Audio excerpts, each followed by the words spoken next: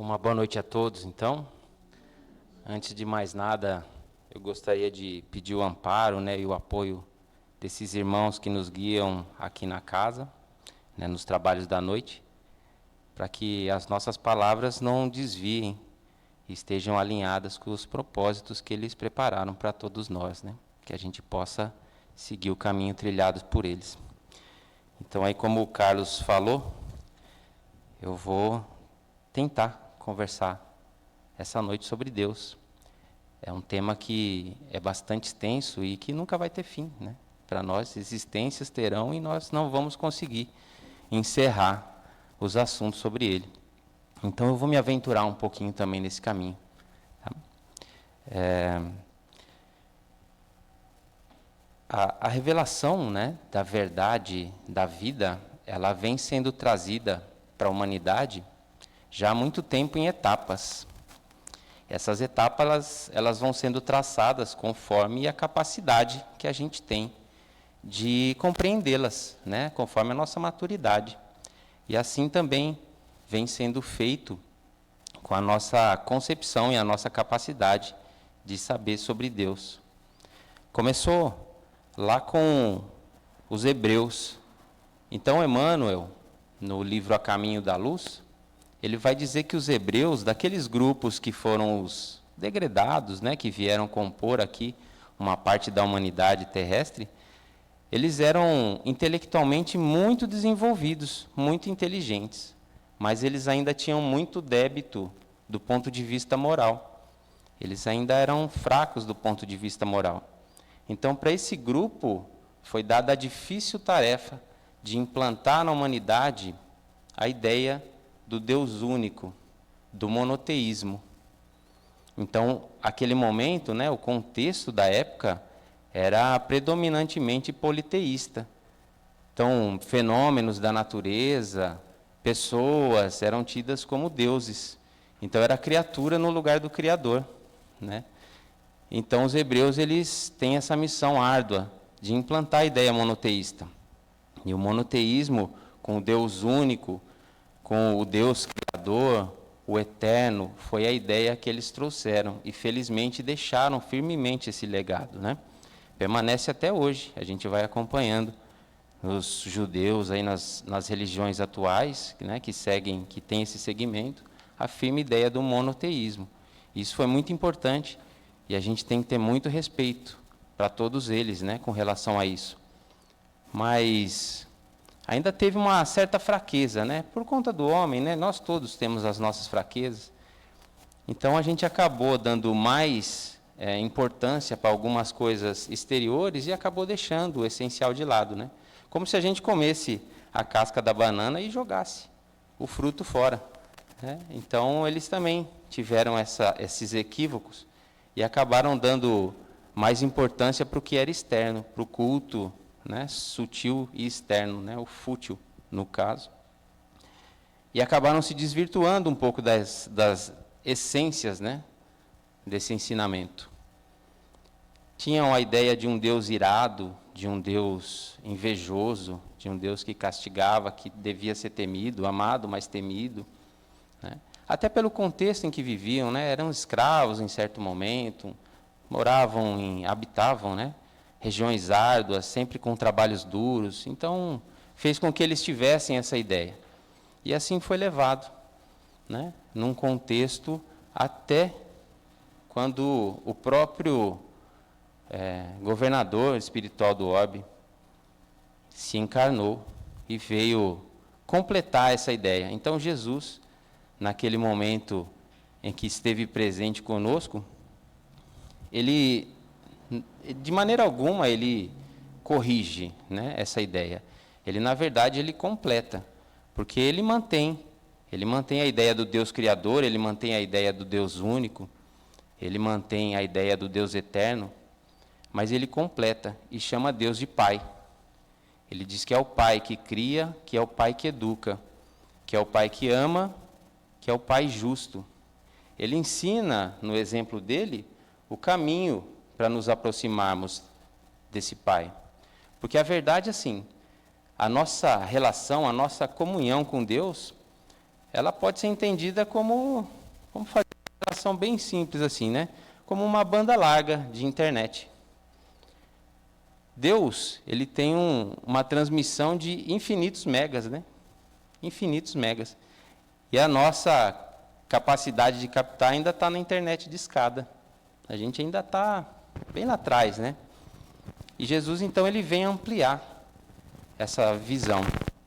Ele vai dizer, esse é o Pai. Para você se aproximar dele, você tem que viver dessa forma. E ele exemplifica na humildade, na fraternidade, na caridade. Deixou uma lição eterna. Felizmente, né, novamente a gente fraqueja. E novamente essa luz foi eclipsada.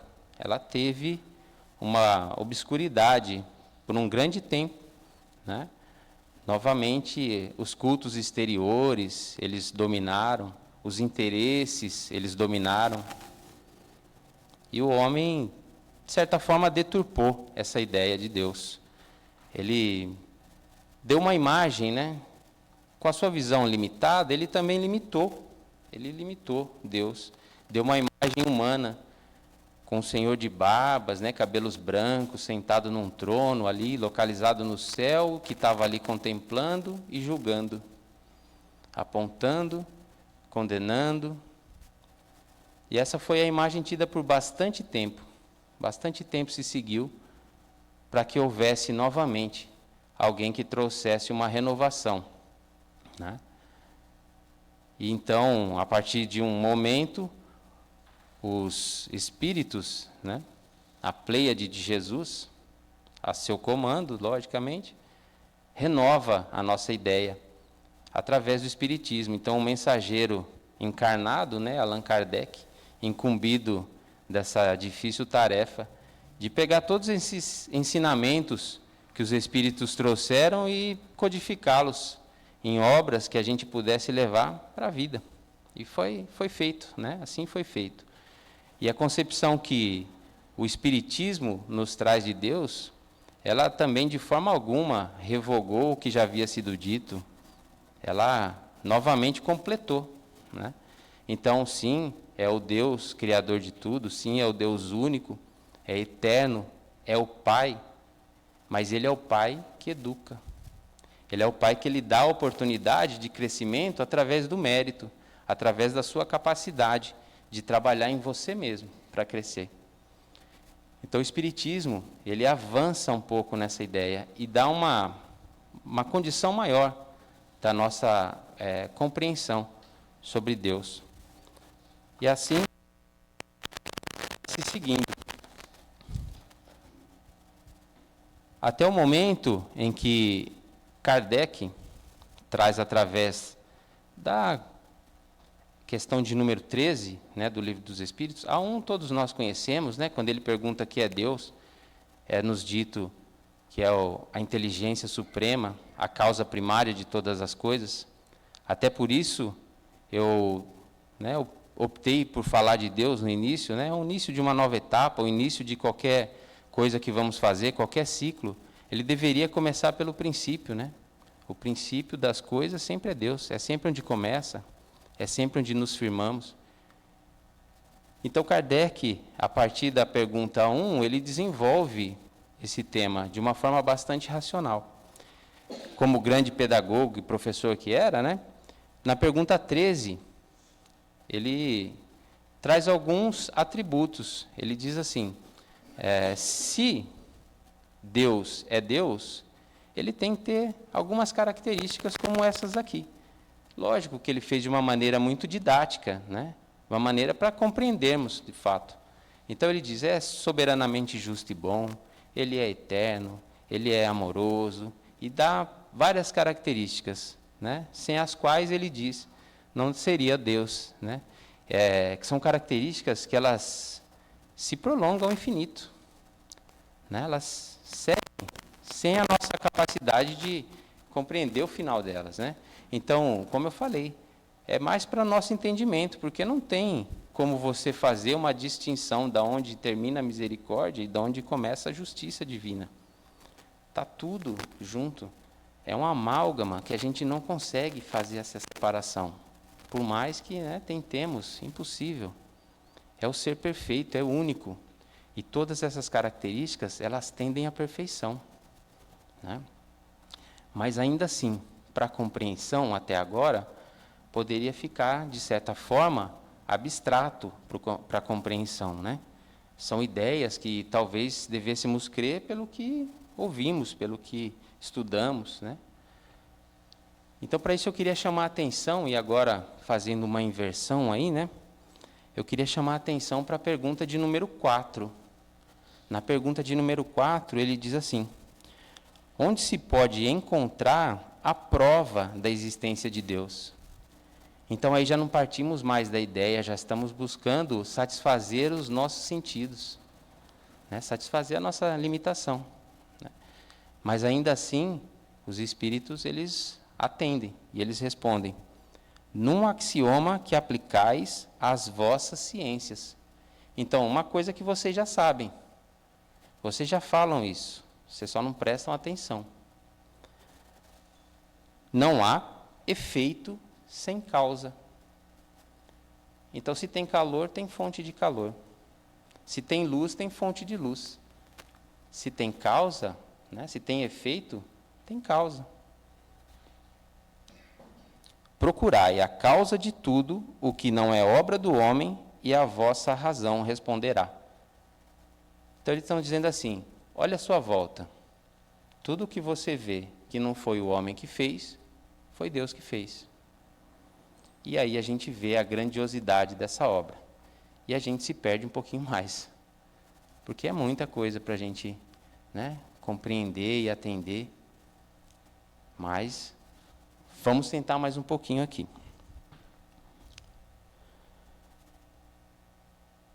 Hoje nós temos, através de um grande grupo científico, né, americano, a NASA, eles têm nos trazido grandes informações sobre a vida, né, sobre questões muito além da nossa compreensão. E temos aí um novo telescópio, né, que substituiu o Hubble anterior, o James Webb, que fez com que os cientistas conseguissem chegar a uma certa estimativa. Eles dizem hoje que o universo conhecido, ele tem aproximadamente 200 bilhões de galáxias. Então, 200 bilhões de galáxias, com 300 trilhões de estrelas e sistemas. Eu não sei, sinceramente, eu não sei como me localizar nisso. É muita coisa para eu... Isso é o universo conhecido. Então, por mais que não seja a intenção da ciência hoje, eles estão a cada passo chegando mais próximo de demonstrar cientificamente a existência de Deus. E isso vai ser inequívoco, né? Não vai ter como a gente refutar. Mas antes disso, em 1964, e isso, me desculpem, eu ouvi numa palestra, achei muito bacana e resolvi trazer também. Tá? Em 1964, um cientista americano chamado Chris Morrison, ele, à época, era presidente da Academia de Ciências de Nova York, ele escreveu um livro. Esse livro ele deu o título de 7 razões porque um cientista acredita em Deus. Então, já é um cientista, alguém estudado, alguém, né, talvez até de uma base materialista, que acreditava em Deus. E ele elencou 7 razões. Ele inicia o livro assim: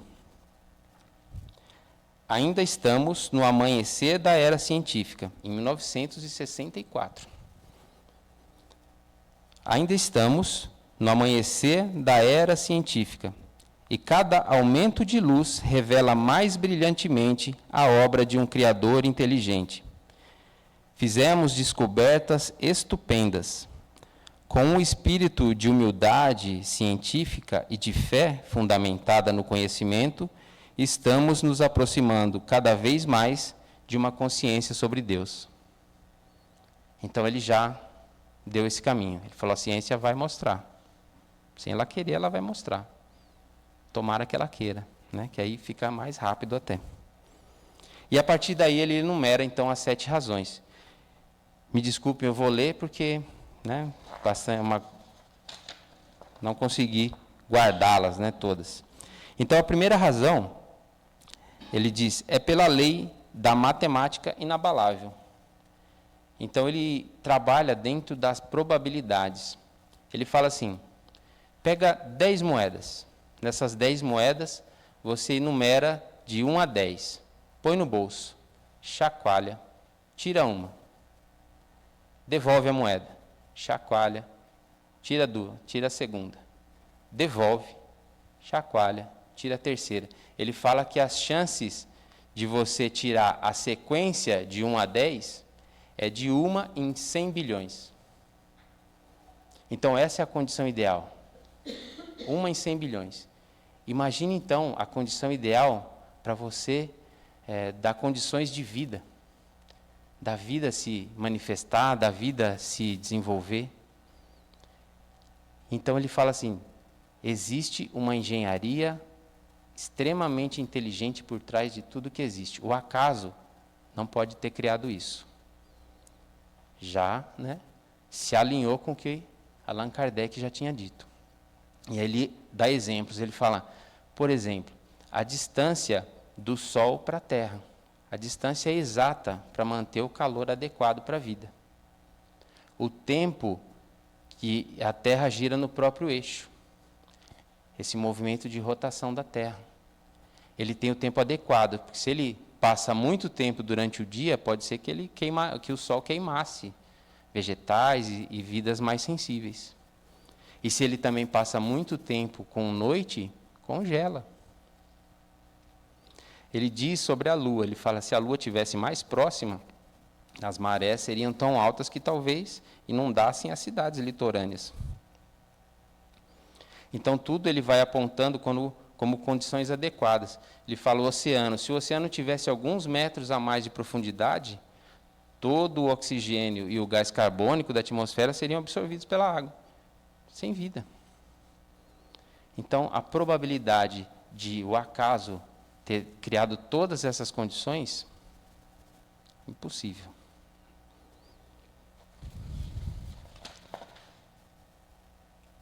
A segunda razão, ele diz a própria desenvoltura da vida. A vida ela se desenvolve nos locais mais improváveis. A gente passa, às vezes, na calçada e vê aquela tiririca. A gente fica tirando a tiririca do quintal. E a tiririca vem. A gente vai de novo e tira a tiririca vem. A tiririca que nasce no meio das pedras. A vegetação que nasce no alto do morro, lá só pedra. E sai aquela florzinha lá. Então, a própria desenvoltura da vida, ele diz, é uma prova inequívoca da existência de Deus. A terceira razão, o instinto animal, a sabedoria animal.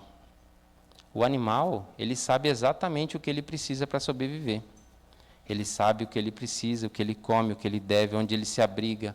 Ele tem instinto que o permite, né, prolongar a sua vida. E então, o Cressy Morrison fala, isso não pode ser do acaso. Né? E ele dá o exemplo de umas espécies de salmão, né, que sempre reproduzem-se no mesmo local. Vão até aquele local, reproduz, volta, e assim a prole faz da mesma forma. Mas o exemplo mais interessante que ele dá são de algumas enguias, né, de espécies americanas e europeias. E ele fala que essas enguias elas só se reproduzem nas proximidades do Triângulo das Bermudas. A enguia ela se reproduz e morre. E os filhotes, sozinhos, retornam para onde elas vieram, né? Retornam para a origem, sem ninguém para conduzir.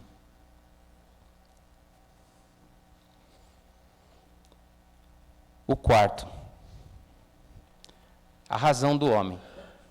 Ele fala, nenhum outro animal, né, tem a condição de fazer o que o homem faz, de raciocinar, de fazer cálculos, de fazer os absurdos que a mente humana pode fazer.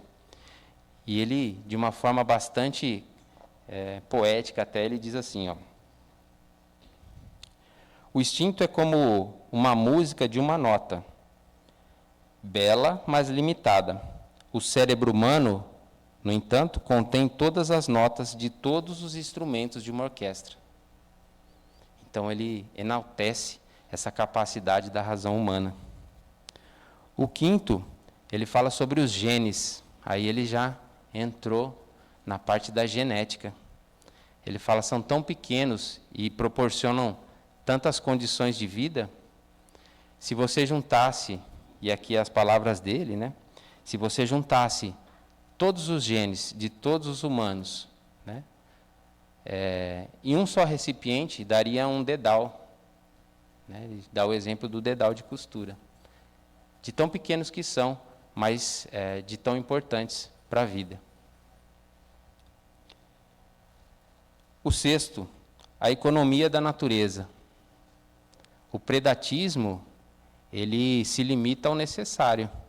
Muito difícil a gente ver o leão matando o que ele não precisa para comer. Existem alguns casos, né? Sempre tem alguém que desvia um pouco da curva. Mas sempre os predadores, eles se limitam a matar o que eles necessitam para comer. Assim também os vegetais e a cadeia alimentar como um todo. Né? Mas um exemplo que ele frisa bastante aqui é o desenvolvimento dos insetos.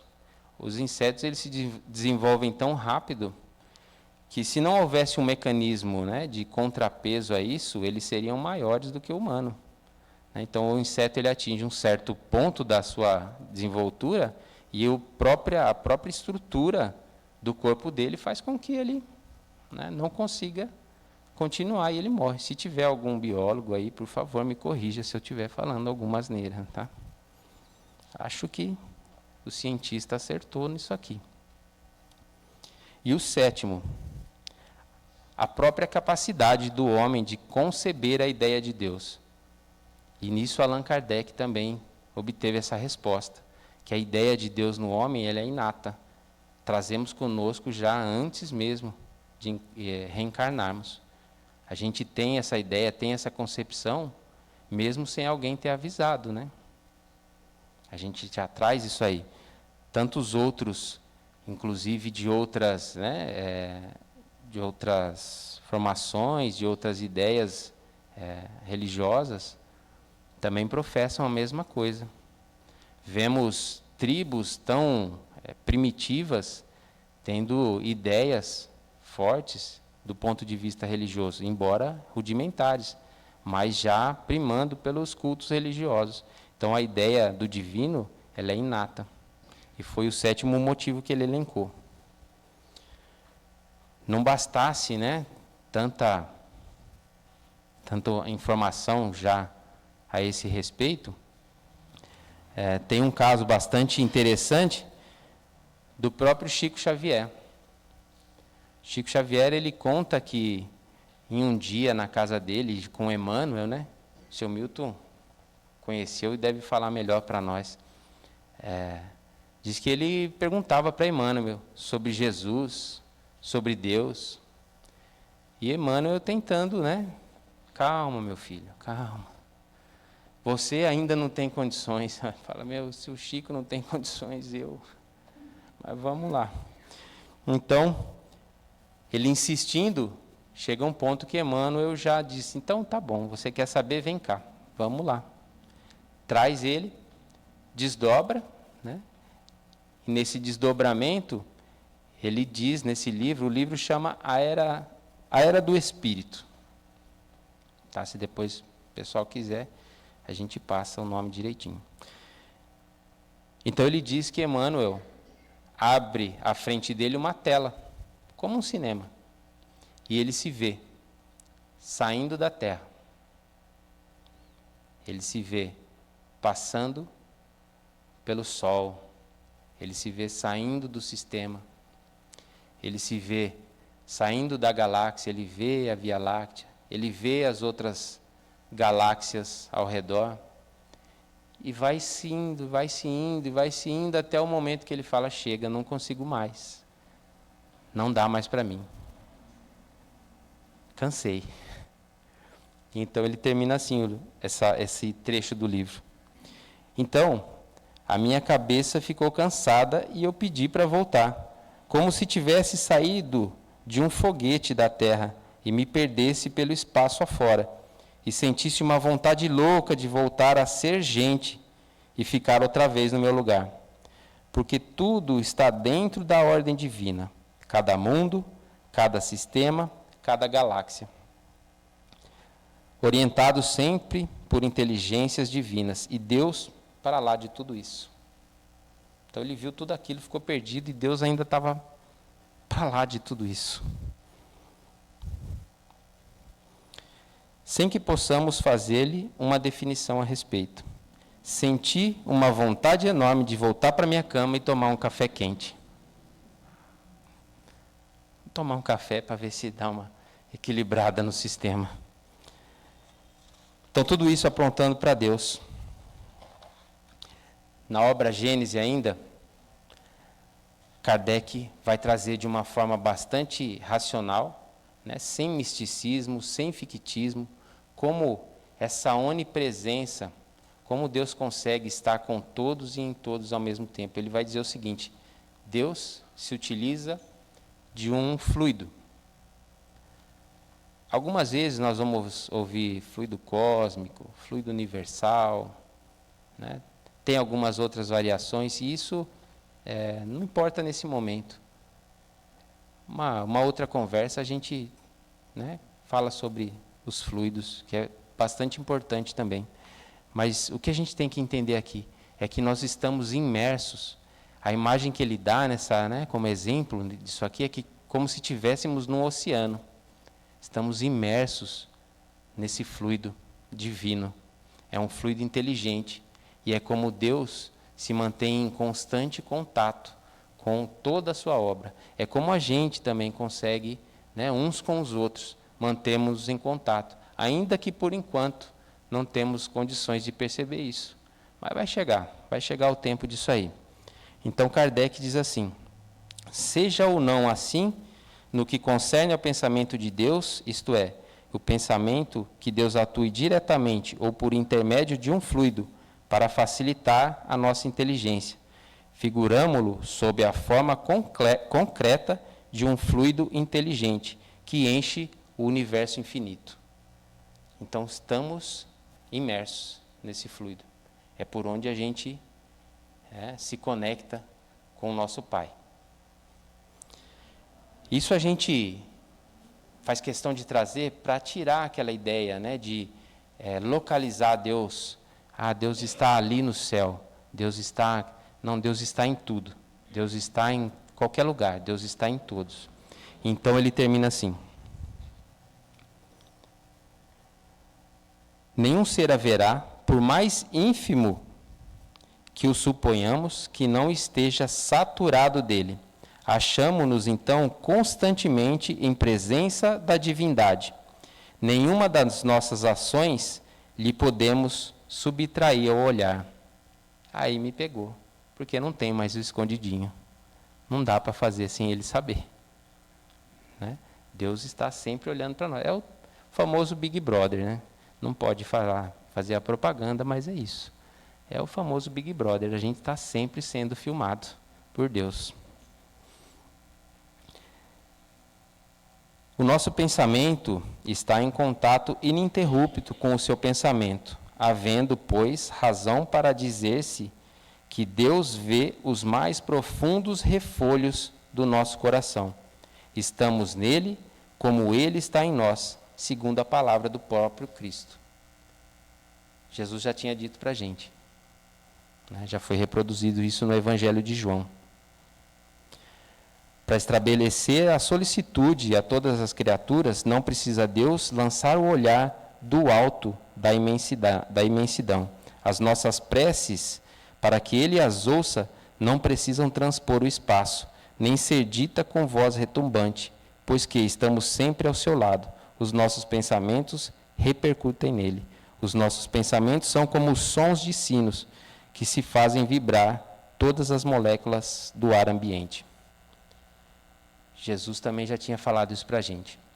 Ele falou assim: quando você for orar, entra no seu quarto íntimo e ora ao teu Pai em secreto. E o teu Pai, que ouve em secreto, te atenderá publicamente. Isso já tinha sido dito, foi reforçado aqui por Kardec para nós. Então essa grandeza, essa magnitude, embora ainda pouco compreensiva, a gente tem que trazer para nós, saber que Ele está sempre conosco. E foi essa a nossa intenção nessa noite. Para finalizarmos, então, um caso bastante interessante do Divaldo agora. Então, o Divaldo Pereira Franco, ele diz que a mãe dele, ele teve uma irmã que se suicidou. E a mãe dele, buscando o religioso, né, da igreja que ela frequentava, pediu que ele fizesse uma oração para que ela fosse perdoada, né, por aquele ato impensado. E o religioso respondeu para ela: ela já está no inferno, não tem o que fazer, ela já está condenada. E ela responde para o religioso: mas o teu Deus não perdoa? Nesse caso, não perdoa. Fala: então ele não serve para mim, eu não venho mais na tua igreja. E a partir dali ela deixou de frequentar. E Divaldo fala que ele já, né, atuante na doutrina, foi procurado pela mãe dele, e a mãe dele perguntou: filho, o teu Deus perdoa? E ele responde: não, mãe, não perdoa. Ela fala: mas o que então? Qual é a diferença? Ele fala: não, mãe, ele não perdoa porque ele não se ofende conosco. Ele entende as nossas fraquezas. Ele entende a nossa pequeneza e a nossa condição. Então não tem jeito de magoar Deus. Se a gente, né, ainda na nossa condição como pai, como mãe, a gente já não se ofende, que dirá Deus? A gente fica bravo no momento, dá aquela esbravejada, mas não leva para o coração, né? A gente ensina, a gente educa. Deus também. E ele falou: Deus não se ofende conosco, então ele não perdoa. Deus, mãe, é um pai que educa. E ela, a partir dali, passou a frequentar junto com ele. Então, para mim, isso foi uma lição espetacular. Deus não se ofende, não se ofende. Ele é um pai que educa. Espetacular para sempre. E eu também resolvi falar sobre esse tema, porque, embora toda a grandeza que nós vimos, né, que nós ouvimos até esse momento, a gente tem ouvido, conversado, são muitas dúvidas, muitos questionamentos, fora, mas também dentro dos nossos irmãos espíritas, né, muitos questionamentos frente a tanto que vem acontecendo, tantas situações que a gente entende como ruins, né, desastres naturais, mortes, o caso do Sul, né, por exemplo. Ouvimos tantos questionamentos, né, mas então, e Deus, e isso, e aquilo. Isso nos motivou, né, porque sempre somos chamados ao testemunho, sempre somos levados a mostrar a nossa fé. Se nós conseguimos entender que Deus está conosco sempre, a gente passa a passar, né, a gente consegue transpor essas barreiras de uma forma muito mais confiante, muito mais enérgica, positivamente. Então, por isso, a gente tem sempre que lembrar do começo, né? Embora estejamos passando por situações bastante adversas, a gente tem que lembrar do começo. E o começo é sempre Deus, né? Sempre começa por Ele. Ele nunca vai nos abandonar, né? Então, se de tudo que a gente conseguiu falar, eu consegui deixar 2 recados só, eu estou muito feliz por essa noite. Deus está em nós como nós estamos nele. Sempre, em qualquer situação. Você nunca vai estar desamparado. E Deus é um pai que educa. Ele te dá a oportunidade de você crescer. Pense nisso sempre como uma oportunidade de crescer. É difícil para quem passa, lógico. Se fosse fácil, né, não estaria à disposição de todos. Então, vamos sempre guardar essas duas lições para nós. Meus amigos, para essa noite era o que eu tinha para trazer, né? Espero aí que tenha trazido algo de bom e que possamos levar reflexões, né, para nossa noite, para a nossa vida. Então eu agradeço a Deus, né, pela oportunidade que Ele me deu essa noite e agradeço a todos vocês pela paciência e pela atenção. Obrigado.